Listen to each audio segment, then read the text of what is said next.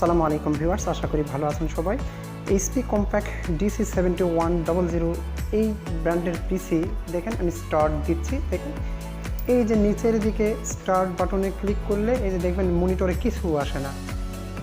ওখানে দেখেন পিসিতে দেখেন এখানে নিচে যে স্টার্টের যে আছে আপনার সিগন্যাল আছে, সিগন্যালটা জ্বলে, আপনার গ্রিন সিগন্যালই জ্বলে, বাট উপরের সিগন্যালটা হার্ড ডিস্ক পায় নাই। হার্ড ডিস্ক দেখেন হার্ড ডিস্ক নেই, হার্ড ডিস্ক আলো জ্বলে না, এখানে ডিসপ্লেতেও কিছু আসে না। তো আমি কিভাবে এই সমস্যার সমাধান করবেন সেটা আমি আপনাদের দেখাবো। দেখুন এখানে কিছুই নেই। এটা প্রবলেম মূলত এই রকমের প্রবলেম যদি হয় অধিকাংশ ক্ষেত্রে এটা প্রবলেমটা হচ্ছে র্যামের। প্রথম আপনি অ্যানালাইসিস যেটা করবেন সেটা হচ্ছে র্যামটা খুলতে হবে, যার জন্য আমি পিসিটা এখন খুলে নিব।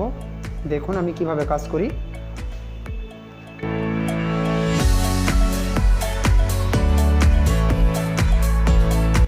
এগুলো হচ্ছে লক। এই লকগুলো দুই পাশে দুটা লক আছে, লক দিয়ে আপনি লকে একটু করে প্রেস করলে এই যে প্রেস করে হালকা করে পিছনের দিকে টান দিবেন, খুলে যাবে। এই যে দেখুন মাদারবোর্ডে পাওয়ার আছে, মাদারবোর্ডে দেখেন এই যে আলো জ্বলতেছে, পাওয়ার আছে, সুতরাং পিসিতে পাওয়ার আছে, কোনো সমস্যা নেই।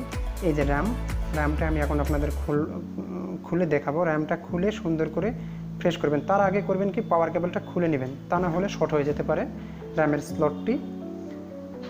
পাওয়ার কেবলটা খুলে নিলাম।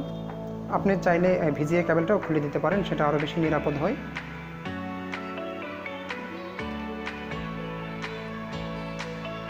র্যামটা আমি খুলে নিব।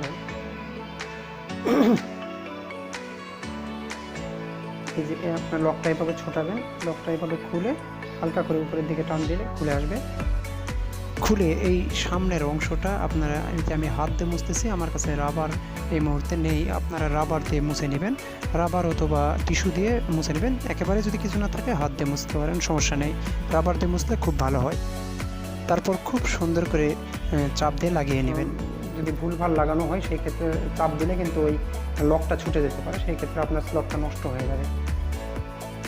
আপনারা দেখুন কীভাবে লাগাই। একটু মাদারবোর্ড খুব ছোট এটা, আর হচ্ছে সব কিছু একটু কাছাকাছি হওয়ার কারণে একটু সমস্যা হয় লাগাতে।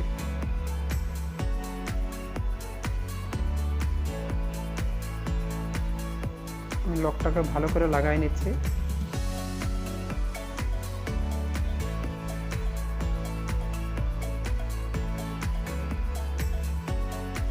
দুই পাশ সুন্দর করে একটু চাপ দিয়ে লাগাবেন, মাঝখানে যেন অবশ্যই ছিদ্রটা যেন খুব সুন্দর করে স্লটে ভালোভাবে লাগে। এই যে সুন্দর করে লাগাই নিলাম। আপনারা এইভাবে আস্তে আস্তে লাগাবেন, তাড়াহুড়ার কিছু নেই। তাড়াহুড়া করতে গিয়ে লকটা যদি ছুটে যায়, দুই পাশের যে কোনো একটা লক ছুটে গেলে কিন্তু আপনাদের স্লটটা নষ্ট হয়ে যাবে। আমি পাওয়ারটা দিলাম, পাওয়ারটা দেওয়ার কারণে পাওয়ারটা পেয়ে গেছে। এখন আমি স্টার্ট করে দেখাবো। এটা হচ্ছে রান না হওয়ার প্রথম ধাপ। এই যে আমি স্টার্ট বাটন, এটা আমি স্টার্ট করে দেবো।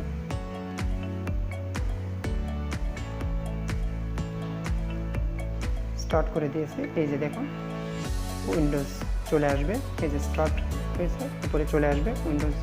আপনার এই যে র্যাম, যেহেতু আমি কনফিগারেশন চেঞ্জ করেছি, সুতরাং র্যাম একটু কাউন্ট করতেছে। উপরে দেখেন, উপরের দিকে মনিটরের উপরের দিকে দেখবেন যে র্যাম কাউন্ট করতেছে।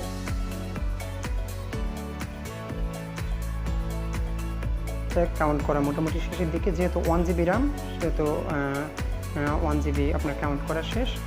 এখন চলে আসবে, এই যে কনফিগারেশন চেঞ্জ করেছি যার কারণে এই মেসেজটা আসছে। এটা পড়লে বুঝতে পারবেন যে কনফিগারেশন চেঞ্জের মেসেজ।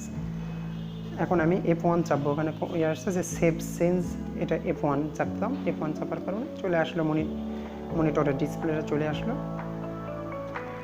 এখন রান হবে কম্পিউটারটা। এই যে রান হয়ে গেছে। আশা করি সবাই এইভাবে আপনারা বাসায় বসে সমস্যার সমাধান করতে পারবেন।